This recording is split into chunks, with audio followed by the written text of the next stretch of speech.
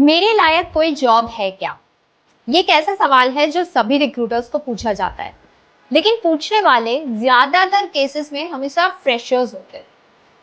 सवाल ये है कि इतनी जॉब्स होने के बावजूद फ्रेशर्स को जॉब क्यों नहीं मिलती। इसलिए आज का वीडियो होने वाला है उन सभी जॉब एस्पायरेंट्स के लिए जो अपनी लाइफ में कभी ना कभी जॉब करना चाहते हैं। इसलिए सभी ग्रेजुएट्स या 10th और 12th पास किए हुए बच्चे इन वीडियो को लास्ट तक जरूर देखें, ताकि आपको भी अंदाजा लगे उन सभी चीजों का जो आपको ध्यान रखनी चाहिए, ताकि आप जॉब ढूंढते वक्त स्ट्रगल ना करें। पहला कारण, स्किल्स का बहुत बड़ा गैप।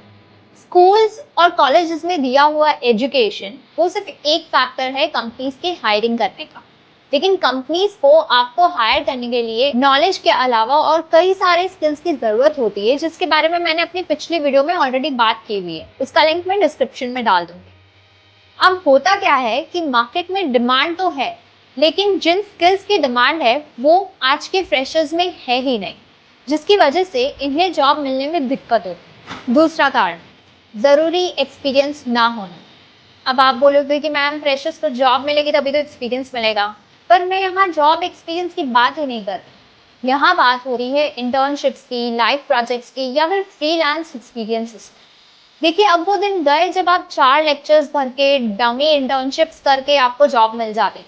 अब जैसे जेनजीज अपने प्रैक्टिकल मेंटालिटी को लेके आ रहे हैं, कंपनीज भी ज्यादा प्रैक्टिकल हो रही है।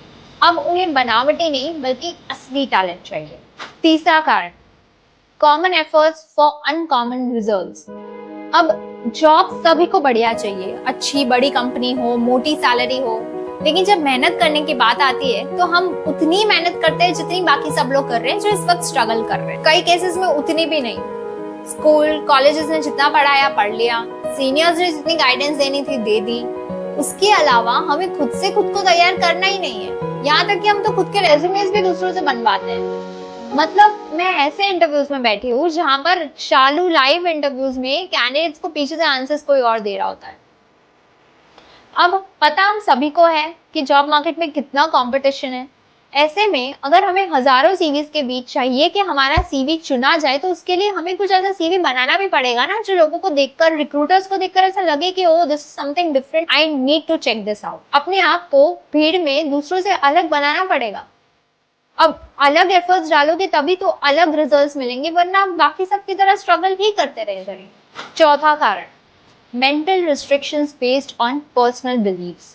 अब ऐसे कई सारे लोगों को मैंने देखा है जो एक रिस्ट्रिक्टेड माइंडसेट से आगे बढ़ते हैं कि मुझे इतनी सैलरी मिलेगी तो ही मैं जॉब लूंगी, या मुझे इतनी बड़ी कंपनी में मिलेगी तो ही मैं जॉब लूंगी। मैं खुद भी ऐसे ही थी एक जमाने, बट ऐसा नहीं होता। शुरू के साल में आपका मकसद सिर्फ और सिर्फ आपके लर्निंग कर्व को ऊपर ले जाना होता है। इससे बाकी सब चीजों को आपको साइड में रख देना है।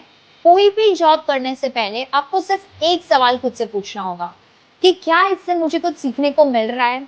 अगर इसका जवाब हाँ है तो उसे करिए, वरना आप उसे छोड़ दीजिए, कोई और जॉब ढूंढिए, वहां पर अपना टाइम वेस्ट मत करिए, क्योंकि शुरू के साल आपके सबसे कीमती साल होते हैं। पांचवा और हमारा आखिरी कारण, कॉलेजेस।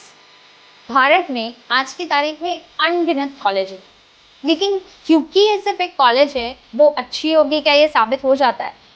No right. आज भी हमारे देश में सिर्फ कुछ ही कॉलेजेस हैं जो एक्चुअली में स्टूडेंट्स को सही तरीके से तैयार कर रहे हैं। लेकिन अब एक सच ये भी है कि सभी स्टूडेंट्स उन चुनिंदा कॉलेजेस में जाना अफोर्ड करें, ये पॉसिबल नहीं है फॉर एनी एक्सवाइजी रीजन। लेकिन आपके पास जो ऑप्शंस अवेलेबल है, एटलीस्ट आप उसमें से अच्छे से रिसर्च करके कॉलेज चूज करो। उनका प्लेसमेंट हिस्ट्री चेक करो, उन्होंने पास्ट में बच्चों को कैसे तैयार किया है ये चेक करो, और फिर अपनी कॉलेज को चूज करो। और साथ में इंटरनेट पे जो भी फ्री रिसोर्सेज अवेलेबल है उनसे अपने स्किल्स को डेवलप करो।